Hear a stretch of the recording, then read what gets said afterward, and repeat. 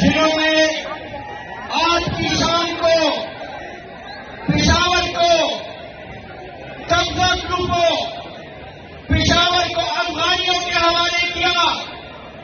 क्या वो चोर लुटेरे आपको मंजूर है?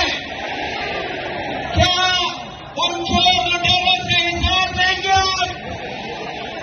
क्या आप इस तहरीक को मंतकी अंजाम तक लेकर जाने वाले हैं? क्या इमरान खान को रिहा कराकर दम लेंगे? क्या आफाक वजीर से हिसाब लेंगे?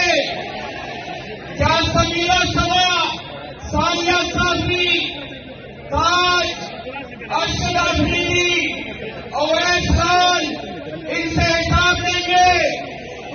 क्या जो पुलिस ऑफिसर गुजरात को डाके में मुलविस थे उनसे हिसाब लेंगे? अगर ये जज्बा है और यही पैगाम है इमरान खान के शेरों की तरफ से, तो मैं बता देता चलूं, इंशाअल्लाह अपनी कानूनी जंग मंतकी अंजाम तक लेकर जाएंगे। वज़ीर आला खैबर पख्तूनख्वा इमरान खान के सालार अली अमीन खान से मुतालबा करते हैं, हम नाम देंगे एक एक के। अली जमान ने भी नाम लिए चोरों लुटेरों डाकुओं के, एक एक के नाम लेंगे और इंशाअल्लाह ये अवाम उनको पानी के तख्ते तक पहुंचाएंगे इंशाअल्लाह। मैं